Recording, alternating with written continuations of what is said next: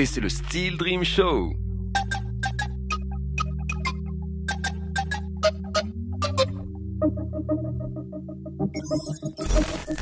Et c'est le Steel Dream Show, mesdames et messieurs, ça nous fait plaisir de vous retrouver encore une fois avec un compagnon qui s'appelle Flamme aujourd'hui. Bonjour Flamme. Bonjour Chavi, bonjour l'émission, cool, tranquille. Ouais. Steel Dream Show, big up. Voilà, dans la chaise de camping, comme d'hab, vous êtes de plus en plus nombreux à nous suivre, ça fait bien plaisir. Toi, tu avais regardé celle avec Yanis au doigt. Ouais. Ouais. Moi, je l'avais écouté en radio. Ok, en radio sur Tido. Voilà. C'était super, j'avais kiffé. Cool. On avait de la chance, il y avait les artistes de Métropole qui venaient nous voir. Ouais. Une situation qui est compliquée par rapport à tout ce qui se passe sur la planète. Ouais. Même si ici on est bien isolé. C'est quoi les petites sensations de Flamme sur le Covid Sur le Covid, je dis que voilà, c'est des choses qui arrivent, on ne calcule pas. T'y crois à ça toi au Covid? Ouais, j'y crois pas, on l'a vécu quoi. T'as un côté complotiste un peu toi ou pas? Bon, pas trop. Ouais. Nous, on sait que quand le Covid est arrivé en Calédonie, on a monté une opération d'action solidaire. Exact. On a aidé les familles pendant 2 mois. On a filé 5300 repas à des personnes qui représentaient plus de 600 kits. On a fait tous les squats, tous les quartiers populaires. On s'est étendu jusqu'à Païta, on a travaillé jusqu'à Dembéa, Mandor, Conception. Et on a monté une cellule, enfin si on peut appeler ça comme ça, à Wailou, qui existe toujours, sous l'appellation d'Action Solidaire. Toujours dans la solidarité? Toujours dans la solidarité pour aider les gens. On a commencé par, toujours pour parler du Covid, on avait commencé à aller sur le terrain pour leur emmener des attestations, parce que c'était pas évident pour nos vieux, nos vieilles, tout ça dans les quartiers. Pas d'imprimerie, des fois même pas de feuilles, des stylos, tu vois, ils disaient qu'on pouvait reprendre les trucs à la main. Et après on s'est rendu compte qu'au fil du temps, les gens, ça devenait compliqué. Plus à manger. Puis après, on a lancé l'opération. Ça a super bien fonctionné. Nous, ça nous a boosté. Ça nous a donné envie de continuer. Quand on a un peu de temps, d'accorder ce temps-là à la solidarité, c'est cool, quoi. Toujours près du peuple? Le peuple, c'est nous. C'est ça aussi? Yes. Issus des quartiers populaires? On est, voilà, on est des prototypes des quartiers, voilà. Et puis, le résultat? Et on se bat, on y est retourné de plus en plus parce que, malheureusement, il ne se passe pas des choses très agréables tout le temps. Là, on a pu avoir dans notre quartier où j'ai grandi plus de 35 ans, un incident il y a 2 mois où il y a un jeune, il s'est fait taper, il est décédé. Et puis là, hier soir encore, à 5h du matin, on apprend qu'un jeune prend une balle dans la tête, toujours à Pierre-Lanquette. C'est que oui, plus proche encore du peuple, retourner dans les quartiers pour essayer de changer les mentalités, pour donner de l'espoir, puis dire à notre jeunesse qu'il n'y a pas que ça dans la vie, quoi. Et ils sont pas tout jeunes ces quartiers, toi tu as grandi, et ils n'ont pas changé finalement, il y a eu un peu de rénovation de fait? Ouais, mais après, comme ils l'ont toujours fait, ils ont rénové. Simplement, ils ont fait, ils ont exclu les gens, ils ont fait déménager, ils ont pris de nouveaux locataires. Fait que les quartiers, c'est des grandes tribus. C'est pour ça qu'on dit que Nouméa, c'est la plus grande tribu du pays. Mais c'est vrai que ça devient difficile des fois, tant que les gens ils cohabitent, ils apprennent à se connaître. Mais voilà, on a de l'espoir parce que le peuple, il est amené à vivre ensemble, quoi. Alors est-ce que c'est ces difficultés de jeunesse justement et de grandir un peu excentré comme ça de Nouméa qui t'a donné aussi envie d'écrire des chansons, d'être un artiste? Ouais, faire de la musique, on a toujours aimé ça. Moi, j'étais à l'école, dans une école catholique. On avait la chance d'aller à l'église et puis de chanter à la messe tous les dimanches. C'est là tes premières vocalises? Ouais, ça dans un chœur? Ouais, ça a commencé avec la prière, au catéchisme. Et puis voilà, j'aimais ça. Et puis après, à l'école à Champagnat, quand j'ai continué au collège, j'ai commencé à aimer ça encore un peu plus en musique. Et puis j'ai fait mon premier show quand j'étais au collège. Dans ta jeunesse, le reggae, il était déjà bien présent ici en Calédonie? Ouais, parce que comme tout le monde, je pense on est issus des quartiers populaires. Je pense si on superpose un peu les choses, on vit la même vie que les frères dans les Caraïbes. Quand tu habites dans un quartier bien aisé, ça va. Et puis quand tu es dans un quartier un peu moins aisé, ça va un peu moins bien, quoi. Alors, il faut trouver des occupations. Nous, on avait soit le choix de faire du football, soit faire de la musique. Bon, comme on n'avait que des gars qui étaient bons au football autour du monde, on les a laissés faire du foot et nous, on a fait la musique. T'as joué un peu au foot? Ouais, quand même, ouais. C'est pour ça qu'on s'appelle Flamengo, parce que fan de l'équipe du Brésil à Flamengo, quoi. Alors, ce qui était important avec Flamme, c'est que dans les groupes de reggae ici en Nouvelle-Calédonie, tu as été chercher la chance d'avoir pas mal d'invités internationaux, des featuring avec des gens de renom. Moi, c'est ça la question que je me pose. C'est comment, quand on est sur ce petit caillou, on arrive à aller solliciter, à aller chercher ces artistes si importants pour le monde du reggae. Mais je pense que c'est une chance, c'est vrai, comme tu as dit, il n'y a pas de choses qui se font si on n'a pas un minimum de chance, quoi. J'étais là, je pense, au bon moment aussi. Il faut la provoquer aussi. Et il faut la provoquer. Mais moi, j'ai une devise, c'est action-réaction, provoquer pour déclencher, quoi. Et j'ai fait la première partie de Tantanda, j'ai fait plein de premières parties. J'avais la chance, il n'y avait pas beaucoup de groupes de reggae à l'époque. Fait que j'ai eu la chance de faire les premières parties de Lucky Dub, les premières parties de Tonton David, les premières parties de Free Atlas. J'ai fait plusieurs groupes internationaux qui passaient dans le pays avec le grand frère Kiki Carré, qui savait qu'on avait un petit groupe au quartier puis que ça fonctionnait un petit peu. Ça fait on avait la possibilité. Puis un jour, on fait la première partie de Tonton David. Et lui, il était au top. Il vendait 500 000, 600 000 albums. Il avait sa boîte de prod sans limite. Il était signé chez deux labels. C'était les gros scores, quoi. Il faisait les zéniths, tout ça. C'est peut-être un des plus populaires du reggae français, d'ailleurs. Ouais, à l'époque, ouais. Il arrive avec son équipe. Son équipe, c'est l'équipe... c'est les snipers de Paris, quoi. C'est des Dominicains, des Antillais. Aujourd'hui, le batteur Charlie Lobé, il est toujours avec Alpha Blondie. Ça tourne, quoi. Jumbo, le bassiste qui était avec David, il est le bassiste de Tiken Jaffa Koli. Ils ont fait des panoplies d'artistes. Et puis pour le grand public, il y a ce film, Un Indien dans la ville aussi, qui popularise. Exactement, David. voilà. Ouais, David est arrivé ici, on était à fond derrière, parce que c'est des textes qui nous touchaient, qui nous ressemblaient. Puis voilà, je pars en France avec eux 3 mois après les 2 premières parties au PLGC. Ils m'ont proposé de produire le prochain album. Ils avaient écouté Système Babylone sur le stade, ils sont arrivés juste à ce moment-là, puis ils ont vu le stade se lever, juste à l'intro du morceau. C'était juste, ça sortait, quoi. Et ils m'ont dit, on revient demain, on vient voir tout le show. Génial. Fait que le lendemain, ils sont revenus au début, ils ont vu le show, puis à la fin, ils nous ont dit, il faut qu'on se voit demain. Les artistes, ils viennent en Calédonie avec un petit côté plus accessible qu'ailleurs, non? Un côté visite aussi du pays? Un côté inconnu aussi, parce qu'ils connaissent peu la Nouvelle-Calédonie. C'est vrai que le voyage, il est lent. Toi, tu faisais tour opérateur un peu? Ouais, quand même. Ouais, tu aussi, les balades? Ouais.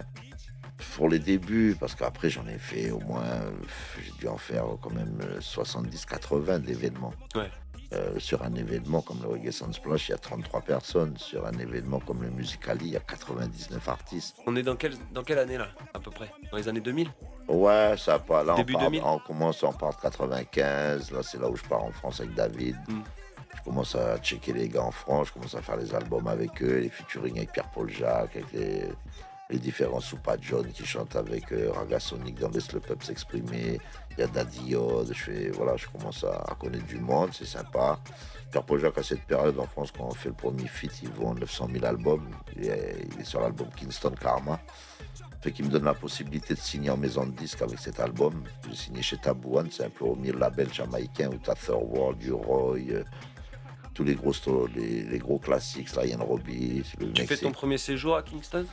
Après, ça c'est longtemps après. Ouais. Après, T'as travaillé avec Kingston avant d'y aller? Ouais, quand même. Après j'ai fait quelques voyages, j'ai fait quelques dates à droite à gauche. J'ai rencontré, pour Kingston, j'ai rencontré Rita Marley. À Tahiti, j'avais un magasin, j'avais un business, j'avais un studio aussi. Je travaillais pour un gars là-bas.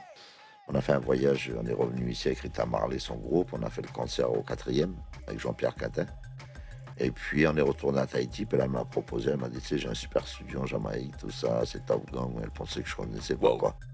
Et elle était avec son manager qui gère Top Gang, Sister Lorna, c'est la boss là-bas. Et puis elle m'a dit, quand tu viens, on te met bien, quoi. C'est dans ces années-là que tu te fais ton carnet d'adresses, que tu rentres un petit peu dans ce monde du reggae international? Je fais mon carnet d'adresses quand je décide de prendre mes couilles en main. Ouais. Et je dis, je rentre au pays dans 2 mois. Je dis à les gars, dans 2 mois, je viens vous chercher enfin un Reggae Sunsplash. Et là, quand je parle des gars, ça y est, je suis dans la matrice. En France, c'est dur de rentrer dans la matrice, mais je suis avec Tonton David, je suis avec les Nègres Marrons, je suis avec Paul Jacques, je côtoie Baobab tous les jours, Sahel, Brahim, Baobab, tout ça. Je fais que je fais mon petit line-up. Yes. Je dis voilà, pour mon premier Reggae Sunsplash, Pierre-Paul Jacques, Nègres Marrons, Brahim, Baobab, machin. On fait ça au pays, sur la plaine du coin du Biche, on calculait avec les frères du quartier. Et on fait de 27 000 entrées payantes. Oh. Donc là, il y a eu un changement. Après, après, je suis considéré comme celui qui fait tourner le reggae français dans le Pacifique. Ouais. C'est des Reggae Sunsplash, j'en ai fait 2 ici, en 2001, 2002. 2003, 2004, j'ai fait à Tahiti. Le même engouement à Tahiti pour le reggae? Ouais, grave. Ouais, mortel. Un peu moins, mais ouais, ils sont chauds aussi. Ouais, c'est bonne vibe, c'est bien. Ici, je disais un peu moins parce qu'on faisait des scènes où il y a eu 15, 20, 30 000 personnes. Là-bas, c'est Torata, c'est 8 000 personnes par soir. On en faisait 2, moins de monde, mais c'est chaud quand même. Ouais. C'est un public très agréable. Les gens aiment cette musique. Grave. Quoi qu'il arrive. Ouais, grave. C'est un caractère ilien aussi d'aimer le reggae? Oui, je ouais, pense que c'est la cocotier. musique. Voilà, c'est la musique des îles, c'est la musique. La vie tranquille. C'est la musique des gens tranquilles, voilà. Alors, est-ce que tu arrives à l'amener cette vie tranquille, toi, justement, Flav? Ouais, moi, j'ai pas voulu avoir une vie tranquille. Ouais. Ouais, moi, j'aurais pu, mais j'ai choisi une autre branche, une autre orientation. Ouais. J'aime bien la difficulté. J'aime bien aussi quand tu es dans le speed. J'aime bien tout ce qui n'est pas tranquille, quoi. Non, moi, je suis pas un mec qui aime les choses tranquilles. Quand c'est trop tranquille, je m'ennuie. T'aimes bien les coups de jus, les rushs, quand ça speed, quand ça... J'aime bien porter les trucs en dessous sur le dos, j'aime bien le décharger, j'aime bien foncer, j'aime bien shooter les portes. Bon. Je suis un battant, je dis que le reggae c'est une musique de militant, de combattant. Si t'es pas un minimum combattant, tu fais notre musique, quoi. Et bon, on va l'écouter sa musique à Flamme. C'était la première partie de l'interview, on se retrouve dans quelques instants. Ça donne envie de foncer tout droit, d'user la courroie, de retirer le bras de la coudoir. Les gosses veulent nous voir, les gosses se mouvoir. Tu sens le pouvoir, effet miroir, miroir, miroir, miroir. Ok, Steel Dream Show, les amis, on est reparti. Ok, et du coup, pour un mec de métropole comme moi, tu te disais tout à l'heure, tu as grandi dans les cités mélanésiennes de Pierre Lanquette. Toi, t'es de quelle origine finalement? Moi, j'ai plusieurs sangs qui coulent dans mes veines. Beaucoup d'Africains. J'avais une arrière-grand-mère qui était mélanésienne, kanak de Boya. Et puis, voilà, j'ai du sang algérien, j'ai du sang hindou, j'ai du sang...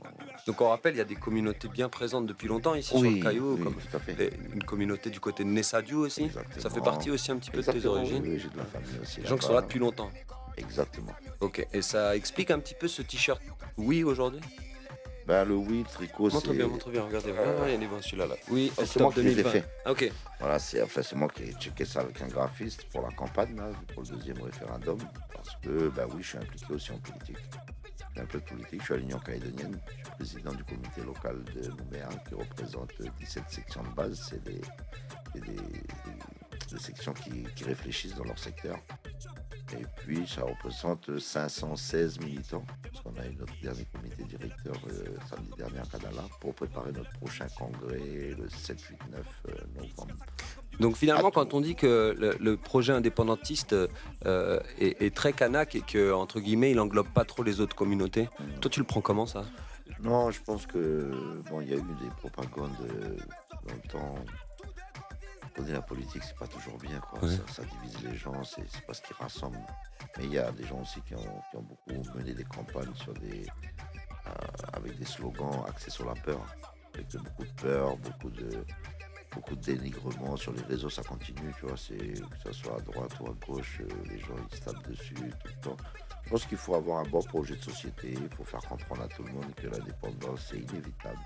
Ici, on est dans un pays où les Kanaks ont accueilli les autres communautés. Le peuple kanak, c'est la colonne vertébrale du pays, c'est le socle. Et puis toutes les autres communautés feront le peuple kanak. Parce que ces nations états kanak, le pays deviendra indépendant. Toi, tu auras la nationalité kanak. Tu seras métropolitain de nationalité kanak.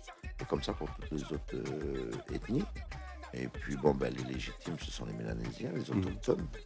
Ça, on va pas rapprendre l'histoire. Et puis, ça va de soi, c'est comme ça. Ça va se faire à Tahiti, ça s'est fait au Vanuatu.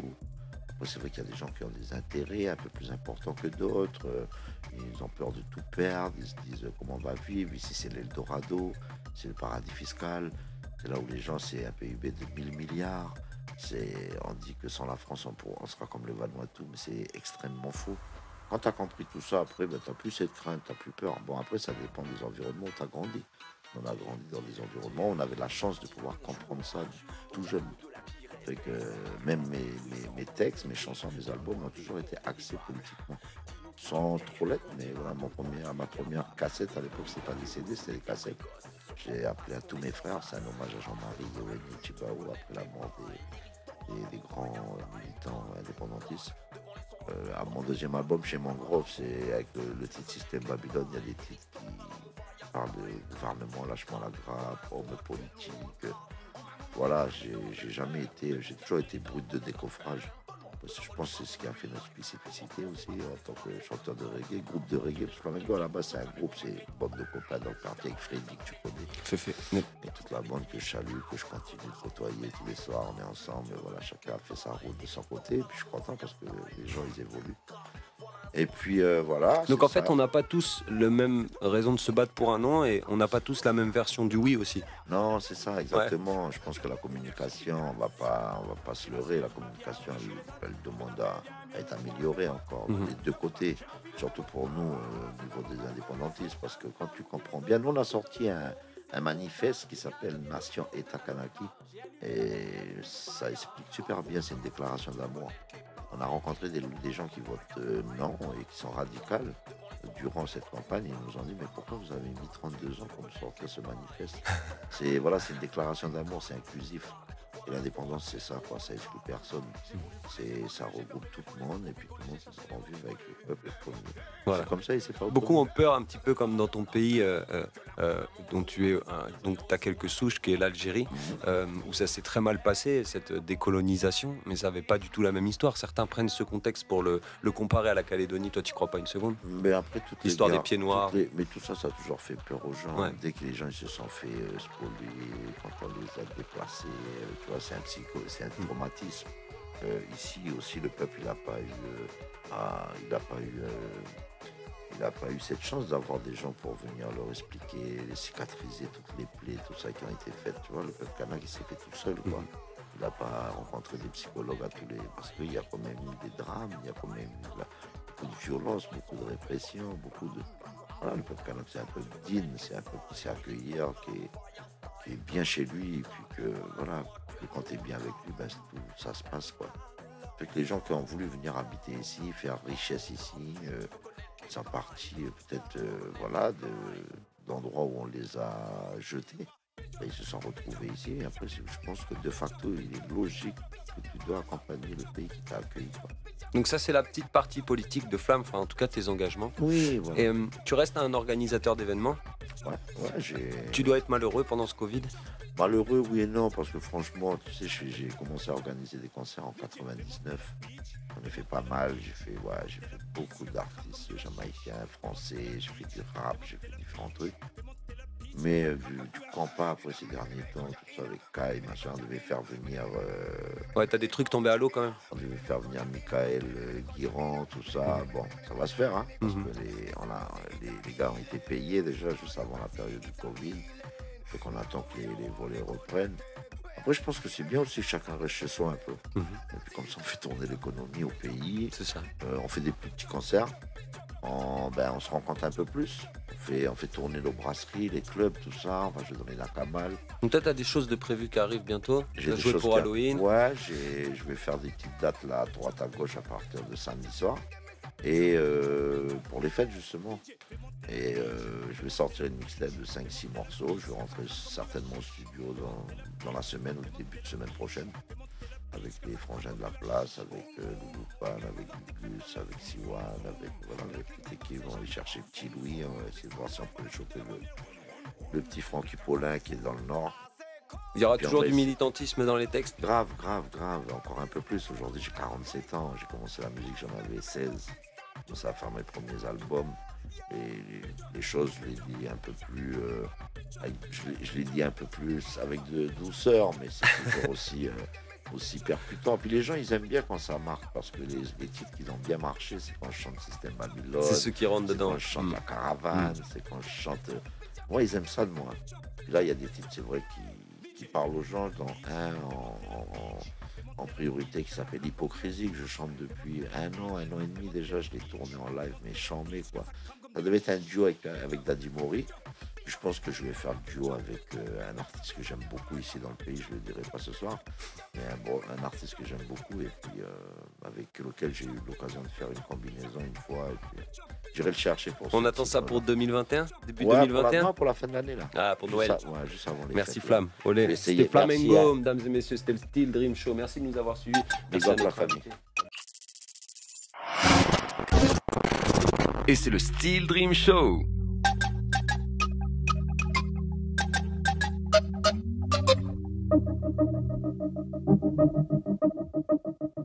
Ça donne envie de foncer tout droit, d'user la courroie, de retirer le bras de